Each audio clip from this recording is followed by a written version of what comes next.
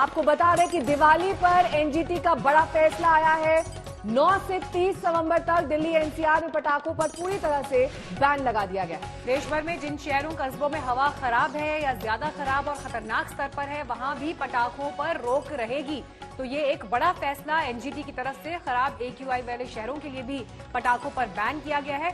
बिक्री पर, पटाखे जलाने पर 30 नवंबर तक रोक लगाई गई है, बैन लगाया गया है। पूनम शर्मा जुड़ गई हैं और डिटेल्स के साथ। पूनम, बताएं। देखिए, पूरे दिल्ली एनसीआर में 30 नवंबर तक के लिए ये पटाखों को चलाने पर लगा दिया है, क्योंकि जिस तरह से हम लगातार देख रहे थे कि दिल्ली एनसीआर में प्रदूषण की स्थिति बद से बदतर हर रोज होती जा रही है। एनजीटी ने पाया कि अगर पटाखों को भी अलाउ इस बार कर दिया गया तो स्थिति और भयावह हो सकती है, और उसी को देखते हुए एनजीटी ने पूरे एनसीआर में, यानी कि इसमें हरियाणा और उत्तर प्रदेश के वो शहर भी शामिल होंगे जो एनसीआर का हिस्सा है, चाहे वो नोएडा हो, गाजियाबाद हो, गुड़गांव हो, फरीदाबाद हो, इन सब पर भी ये प्रतिबंध पूरी तरह से लागू रहेगा। 3 नवंबर के बाद इसको फिर रिव्यू किया जाएगा कि क्या पटाखों को आगे चलाने के लिए अलाउ किया जाए या फिर इस प्रतिबंध को अब यहाँ 30 नवंबर तक खत्म कर दिया जाए। बहरहाल अलग अलग राज्यों ने इस पर अलग अलग रेस्पॉन्स दिया था। कुछ राज्य पहले ही लिखकर दे चुके थे कि वो प्रतिबंध पर लगा चुके हैं, जिसमें राजस्थान, उड़ीसा जैसे राज्य थे, लेकिन यूपी और हरियाणा जो है उनका रोल थोड़ा उतना क्लियर नहीं था। इसीलिए एनजीटी के आज के आदेश के बाद अब ये साफ हो गया है कि कोर्ट के इस आदेश का पालन राज्य सरकारों को करना होगा। एनजीटी ने आज के अपने आदेश में ये भी कहा है कि जिन राज्यों में एयर क्वालिटी अच्छी है वहां पर 2 घंटे के लिए पटाखे चलाए जा सकते हैं, और जहां पर एयर क्वालिटी खराब है, यानी कि पुअर कैटेगरी है या फिर खतरनाक स्तर तक एयर क्वालिटी पहुंच रही है, उन राज्यों पर भी ये आदेश लागू होगा, यानी वहां पर भी पटाखों को नहीं चलाया जा सकता है। तो आज का ये आदेश बेहद महत्वपूर्ण है और कहीं न कहीं प्रदूषण पर एक लगाम लगाने के लिए कारगर असर के तौर पर कोर्ट द्वारा दिया गया है। और दिल्ली सरकार पहले ही ग्रीन पटाखों पर 2 दिन पहले नोटिफिकेशन जारी बहुत बहुत शुक्रिया। तो मीनाक्षी, दीपावली के मौके पर प्रधानमंत्री नरेंद्र मोदी वाराणसी को सौगात देने वाले हैं। इसकी शुरुआत हो चुकी है। वीडियो कॉन्फ्रेंसिंग के जरिए तमाम परियोजनाओं का शिलान्यास। डाला छटकर आप सब लोगन के बहुत बधाई हो। माता अन्नपूर्णा आप सबके धन धान्य से समृद्ध करें। हमार कामना हो कि बाजारन में रौनक और बढ़े। मेरी काशी की गलियां गुलजार हो और बनारसी साड़ियों का कारोबार भी चमके। कोरोना से लड़ते हुए भी हमारा किसान भाई खेती पर खूब ध्यान दिलन। बनारस ही नहीं, पूरे पूर्वांचल में यह बार अगहनी फसल अच्छी हो, ई की खबर मितल हो। किसान का परिश्रम स्वतः के लिए नहीं, बल्कि पूरे देश के काम आवेला। आप अन्य देवता लोगन का बहुत अभिनंदन हो।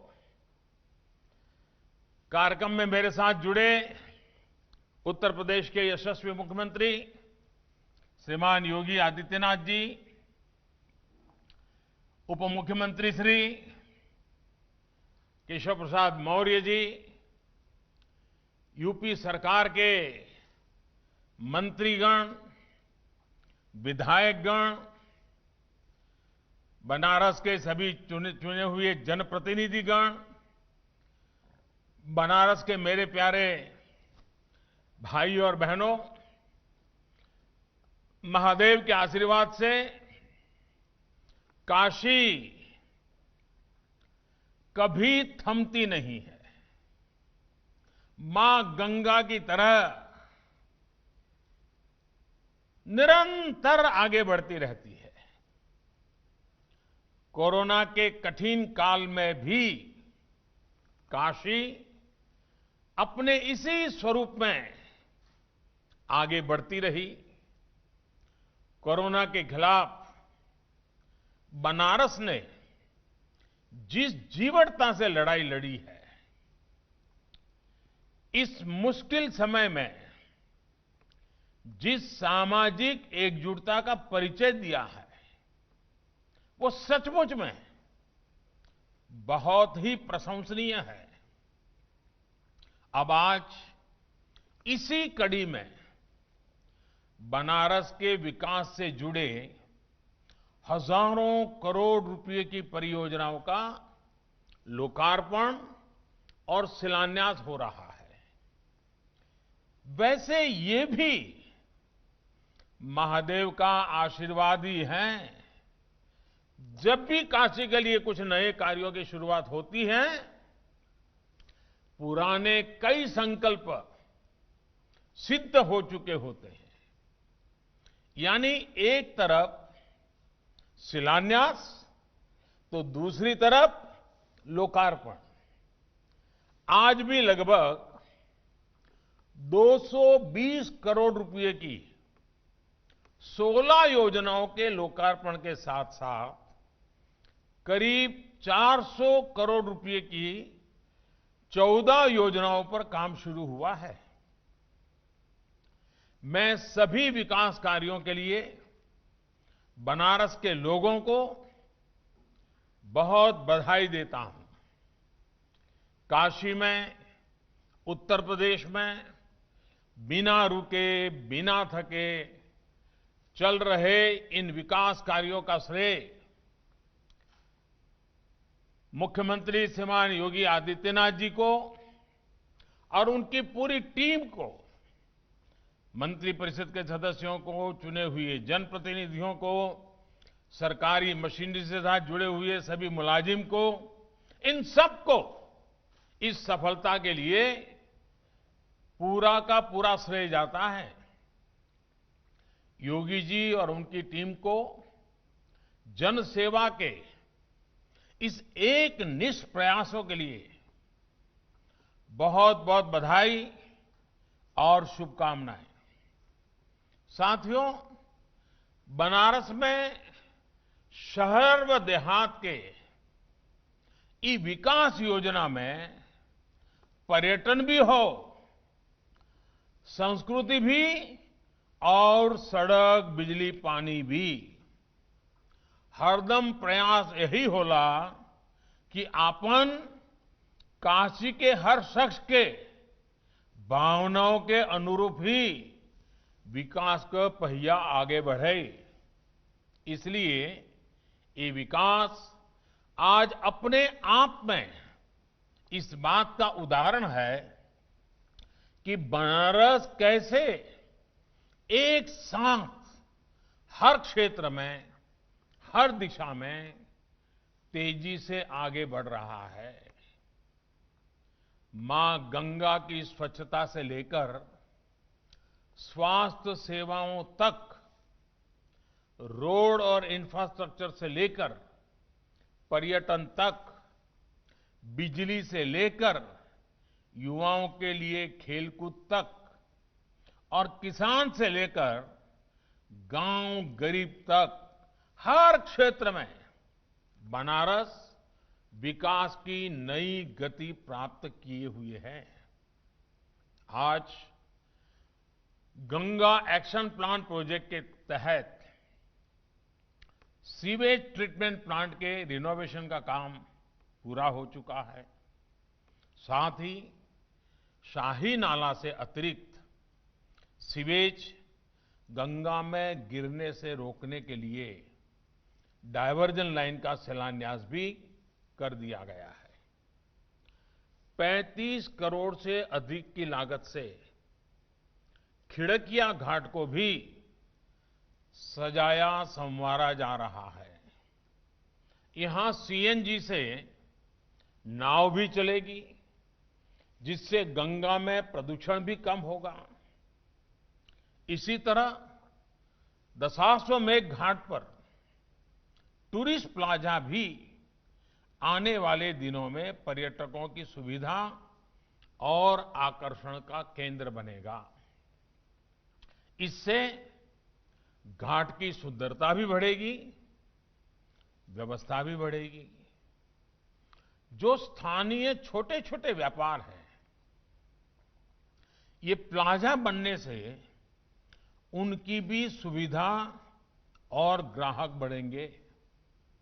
साथियों, मां गंगा को लेकर ये प्रयास, ये प्रतिबद्धता काशी का संकल्प भी है और काशी के लिए नई संभावनाओं का रास्ता भी यही है। धीरे धीरे यहां के घाटों की तस्वीर बदल रही है। कोरोना का प्रभाव कम होने पर जब पर्यटकों की संख्या और बढ़ेगी तो वो बनारस की और सुंदर छवि लेकर यहां से जाएंगे। गंगा घाटों की स्वच्छता और सुंदरीकरण के साथ साथ सारनाथ भी नए रंग रूप में निखर रहा है। आज जिस लाइट एंड साउंड प्रोग्राम का लोकार्पण किया गया है, उससे सारनाथ की भव्यता और अधिक बढ़ जाएगी।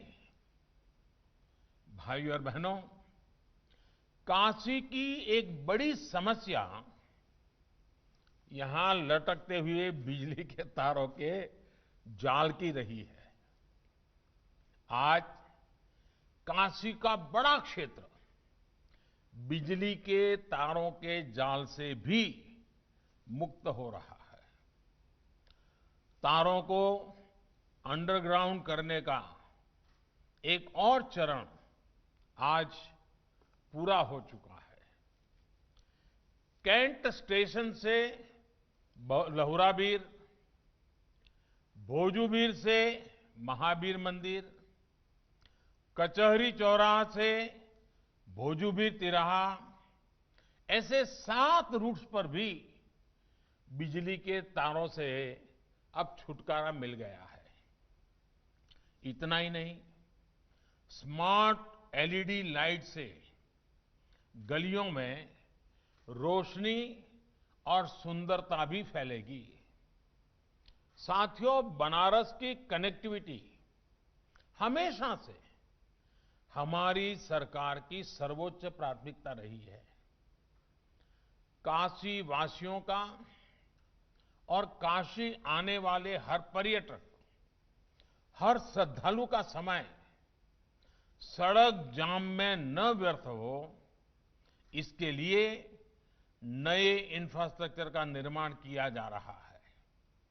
बनारस में आज एयरपोर्ट पर सुविधाएं बढ़ रही हैं।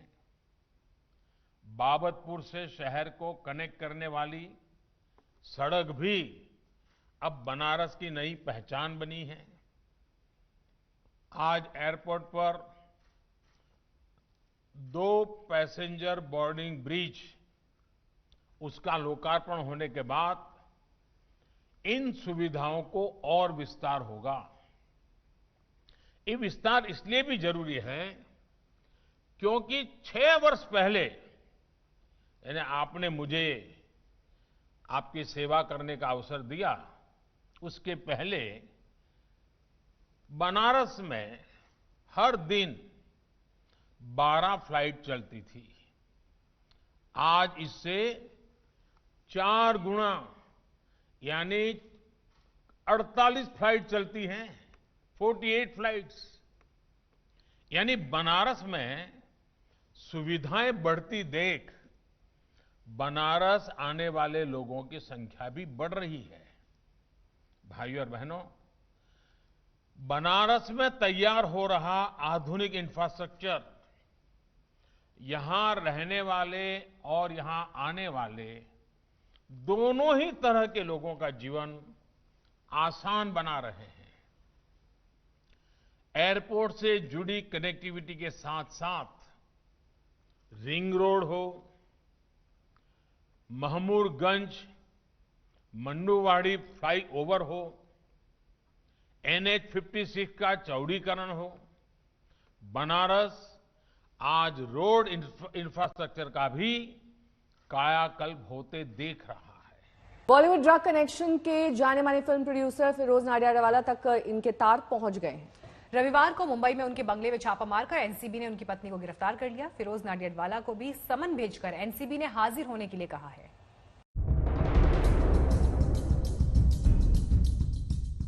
बॉलीवुड ड्रग्स कनेक्शन के तार मुंबई के जुहू में इस हाई प्रोफाइल पते तक पहुंच चुके हैं। ये बंगला जाने माने फिल्म प्रोड्यूसर फिरोज नाडियाडवाला का है। रविवार सुबह एनसीबी का लाव लश्कर इस बंगले में दाखिल हुआ। घंटों की तलाशी और पूछताछ के बाद जब एनसीबी की टीम बाहर निकली तो फिरोज नाडियाडवाला की पत्नी शबाना सैयद भी उनके साथ थी। एनसीबी ने उन्हें गिरफ्तार कर लिया है। हालांकि छापे के वक्त फिरोज नाडियाडवाला घर पर नहीं थे। एनसीबी ने उन्हें पेश होने के लिए घर के बाहर समन चिपका दिया है। उनके घर से गांजा भी बरामद हुआ है। We will officially issue a press release in some time, but Mrs. Naडियाडवाला has been arrested. Sir, search हुआ है. What's the name, sir? What's the name? We will issue a press release, official press Sir, क्या charges में arrest हुआ? क्या charges में arrest किया गया? You all will get a release and you will know what the... दरअसल शनिवार को एनसीबी ने नवी मुंबई और मुंबई के अलग अलग इलाकों में छापेमारी की थी, जिसमें बड़ी तादाद में ड्रग्स बरामद हुई थी और 4 ड्रग्स पैडलर गिरफ्तार भी हुए थे। सूत्रों के मुताबिक इन्हीं से पूछताछ में फिल्म प्रोड्यूसर फिरोज नाडियाडवाला का नाम सामने आया है। नारकोटिक कंट्रोल ब्यूरो पिछले कुछ दिनों से बॉलीवुड और ड्रग नेक्सस के तहत जो जांच पड़ताल कर रही है, उसी सिलसिले में कुछ दिन पहले ही कुछ ड्रग पेडलर्स को यहां मुंबई के जुहू के इलाके से गिरफ्तार किया था। जुहू के इलाके में ही है फिरोज नाडियाडवाला, जो एक बॉलीवुड के एक बहुत बड़े फिल्म मेकर हैं, और यहां उनकी लीड मिलने के बाद एनसीबी ने इनके घर पर रेड किया। कई सारी चीजें बरामद हुई हैं। रिया चक्रवर्ती मामले से निकल बॉलीवुड में ड्रग्स कनेक्शन के तार अब काफी दूर तक पहुंच चुके हैं। फिरोज नाडियाडवाला हेरा फेरी, आवारा पागल दीवाना और वेलकम जैसी कई हिट फिल्मों के प्रोड्यूसर रहे हैं और बॉलीवुड में उनका खासा रसूख है। उनका और उनके परिवार का ड्रग्स रैकेट से कनेक्शन जोड़ना बताता है कि बॉलीवुड में नशे की जड़ें बहुत गहरी हैं। उधर एक्ट्रेस दीपिका पादुकोण की मैनेजर करिश्मा प्रकाश को एनसीबी ने समन भेजकर मंगलवार को फिर से तलब कर लिया है। मुंबई से विद्या के साथ आज तक ब्यूरो। मध्य प्रदेश के इंदौर में नामदेव दास त्यागी और कंप्यूटर बाबा के खिलाफ अवैध कब्जे के मामले में कार्रवाई की गई है। बाबा के गोमट गिरी वाले आश्रम पर प्रशासन का बुलडोजर चला। इसके साथ ही पुलिस ने बाबा को गिरफ्तार भी कर लिया है।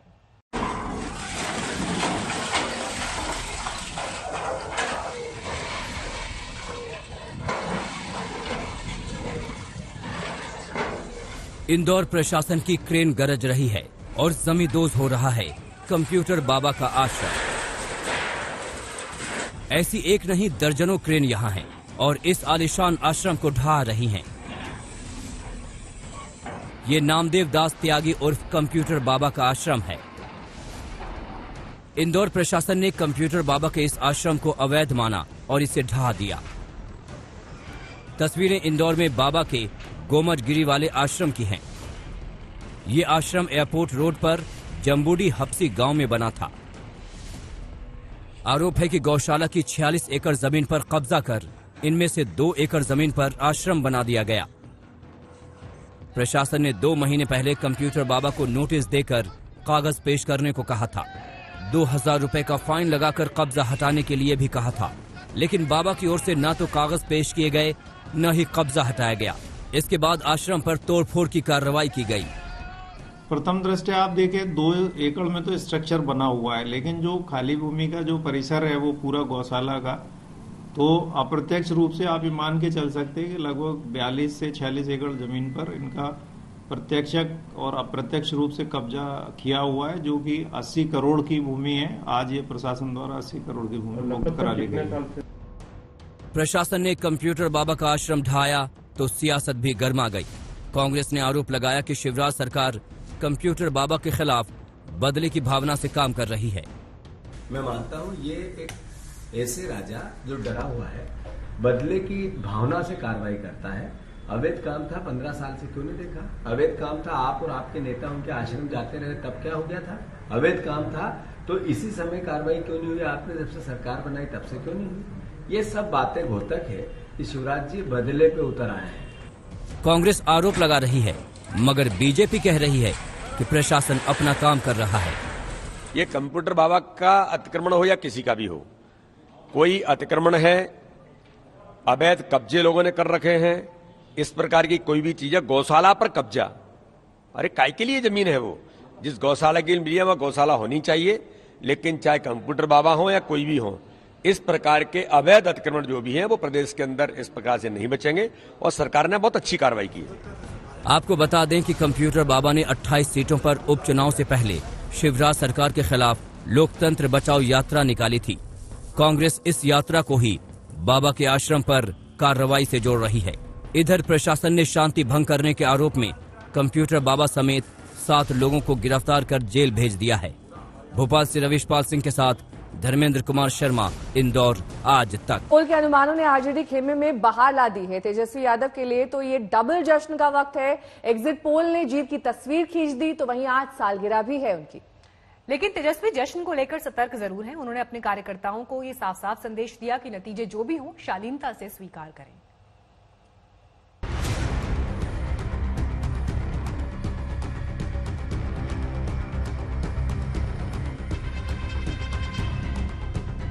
नतीजों का इंतजार है, लेकिन तेजस्वी का पोस्टर तैयार है।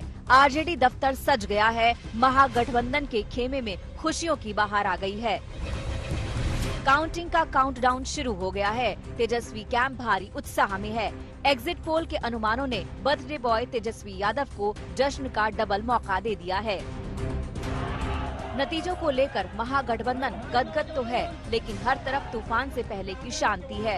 आरजेडी दफ्तर हो या फिर तेजस्वी का बंगला, हर तरफ सन्नाटा है। कहीं कहीं तेजस्वी के पोस्टर तो लगे हैं, मुख्यमंत्री के तौर पर पेश भी किया जा रहा है, लेकिन अति उत्साह नहीं है। इतिहास से सबक लेते हुए तेजस्वी इस बार अपनी छवि को लेकर कुछ ज्यादा ही सतर्क हैं।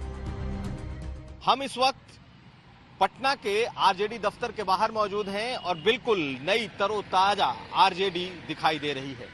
ये आरजेडी का दफ्तर है और आज तेजस्वी यादव का जन्मदिन है, लेकिन तेजस्वी यादव के जन्मदिन का कोई पोस्टर आपको आरजेडी दफ्तर के बाहर नहीं दिख रहा।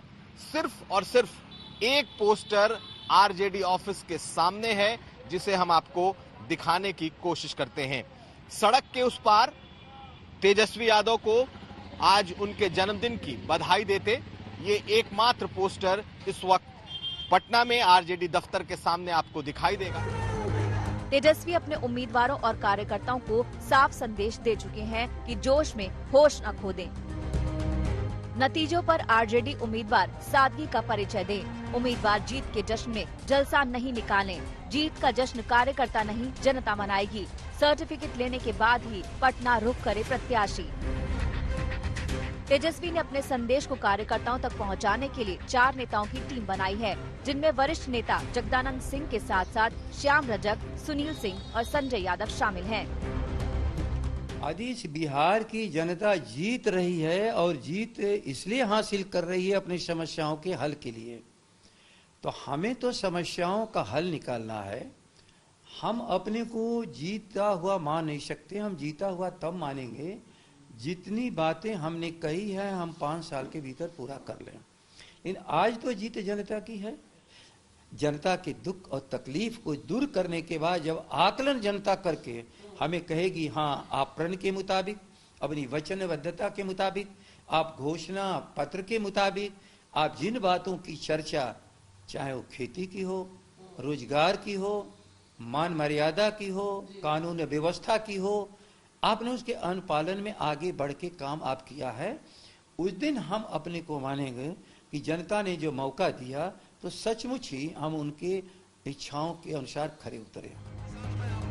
बिहार विधानसभा के नतीजे तो कल आएंगे, लेकिन एग्जिट पोल ने साफ कर दिया है कि बिहार में बदलाव की बयार है। सिर्फ एक एग्जिट पोल छोड़कर सभी ने बिहार की कुर्सी पर लालू यादव के छोटे बेटे को बिठाया है। सबसे भरोसेमंद एक्सिस माई इंडिया और इंडिया टुडे ग्रुप के एग्जिट पोल के मुताबिक नीतीश कुमार की अगुवाई वाली एनडीए सिर्फ 69 से 91 सीटों पर सिमटती दिख रही है। वहीं तेजस्वी की अगुवाई वाला महागठबंधन कमाल करता दिख रहा है। महागठबंधन को 139 से 161 सीटें मिलने के आसार है। चिराग पासवान की एलजेपी बुरी तरह से पिटती दिख रही है। उसके खाते में महज 3 से 5 सीटें आती दिख रही हैं। ओवैसी, पप्पू यादव और बीएसपी के गठबंधन को 3 से 5 सीटें ही मिल जाएं, वही काफी है। अन्य के अकाउंट में 3 से 5 सीटें आती दिख रही हैं। एग्जिट पोल के रुझान अगर नतीजे में तब्दील होते हैं तो तेजस्वी देश के सबसे युवा मुख्यमंत्री होंगे। सिर्फ 31 साल के लालू के लाल का ये बड़ा धमाल होगा। बस कल का इंतजार कीजिए। पटना से सुजीत झा, कुमार अभिषेक और रोहित सिंह के साथ ब्यूरो रिपोर्ट आज तक। तो मीनाक्षी, आपने देखा किस तरह की खुशी महागठबंधन कैंप में है, तो वहीं एनडीए खेमे में मायूसी छाई हुई है। बीजेपी और जेडीयू दफ्तर में सन्नाटा पसरा है। नीतीश कुमार ने भी नेताओं से मिलना जुलना फिलहाल बंद किया हुआ है। सूत्रों के मुताबिक उन्हें एग्जिट पोल पर भरोसा ही नहीं हो रहा।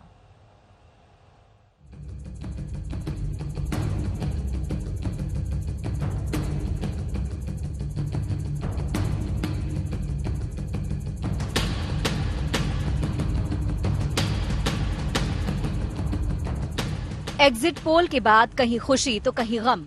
महागठबंधन खेमे के नेताओं के मन में लड्डू फूट रहे हैं तो एनडीए खेमा हैरान परेशान है। चाहे बीजेपी दफ्तर हो या फिर जेडीयू, हर तरफ सन्नाटा पसरा है। मंगलवार को चुनाव के नतीजे आने हैं, लेकिन पार्टी दफ्तरों में पसरा है सन्नाटा। इस समय हम हैं सत्ताधारी पार्टी बिहार की जेडीयू के प्रदेश दफ्तर में। आप देख रहे हैं कि यहाँ पर तमाम जो अहाता है वो खाली दिखाई पड़ रहा है। यहाँ पर लोगों की जहाँ पर भीड़ होती थी चुनाव के वक्त, बिल्कुल सन्नाटा पसरा हुआ है। शायद चुनावी तैयारी में इस वक्त लगे हुए हैं तमाम कार्यकर्ता, या फिर एग्जिट पोल के जो रुझान है उसके हिसाब से थोड़ी सी मायूसी खेमे में जरूर है। मुख्यमंत्री नीतीश कुमार भी किसी से मुलाकात नहीं कर रहे। वो फोन पर अपने मित्रों का हाल चाल जान रहे हैं। सूत्रों की माने तो नीतीश कुमार को एग्जिट पोल के अनुमानों पर भरोसा नहीं हो रहा। उन्हें लग रहा है नतीजे कुछ और ही होंगे। को तैयार नहीं है कि एनडीए को बहुमत नहीं आएगा। उनका कहना है कि करीब 130 से 135 के करीब में सीट उनको आ रही है, और जो एग्जिट पोल में दिखाया गया है वो उस पर तर्क भी देते हैं कि पहले के एग्जिट पोल किस तरह से गलत हुए थे। मुख्यमंत्री नीतीश कुमार भी आश्वस्त हैं। उनकी बातचीत जो नेताओं से हुई है लगातार, वो सभी को ये कह रहे हैं कि आप निश्चिंत रहिए, सरकार हमारी ही बनेगी। बीजेपी दफ्तर में भी सन्नाटा पसरा है। नेताओं की धड़कनें बढ़ी हुई हैं। एग्जिट पोल ने उत्साह ठंडा जरूर किया है, लेकिन उम्मीदें अभी खत्म नहीं हुई हैं। उन्हें लगता है बिहार के साइलेंट वोटर नतीजे बदल सकते हैं।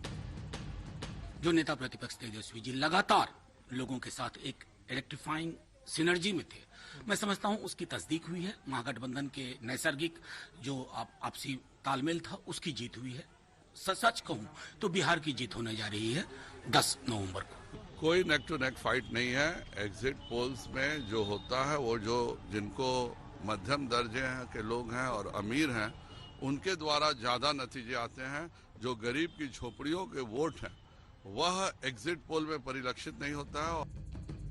नीतीश बड़े नेता हैं। 15 साल तक उन्होंने बिहार में राज किया। वो उस दौर में सत्ता में आए जब बिहार पर जंगल राज का दाग था। उन्होंने न सिर्फ इस छवि को खत्म किया, बिजली और सड़कों की खस्ताहाली को दुरुस्त किया। जेडीयू को लगता है बिहार की जनता नीतीश के काम को भुला नहीं पाएंगे। इस ईमानदारी के साथ, जिस लगन के साथ, जिस समर्पण के साथ 15 वर्ष तक नीतीश कुमार जी के नेतृत्व में एनडीए ने बिहार को सुधारने और संवारने का जो काम किया है, उसके बाद हम नहीं स्वीकारते हैं कि बिहार की जनता जो नतीजे देगी वो हम लोगों के विरुद्ध जा सकती है। लेकिन 15 साल काफी होते हैं। नई पीढ़ी आ गई, लोगों की उम्मीदें बढ़ गईं, रोजगार के मुद्दे हावी हो गए। कोरोना काल ने भी बिहार में सुशासन की पोल खोली। लॉकडाउन में लौटने वाले मजदूरों का गुस्सा 7वें आसमान पर था। वो तस्वीरें भी लोग नहीं भूल पाएंगे। बार बार पाला बदल कर भी नीतीश ने अपनी विश्वसनीयता को खोया है। अब देखना है कि कल नतीजे क्या आते हैं। क्या ये एग्जिट पोल के मुताबिक होंगे या फिर तस्वीर बदलेगी। पटना से कुमार अभिषेक और रोहित सिंह के साथ ब्यूरो रिपोर्ट आज तक।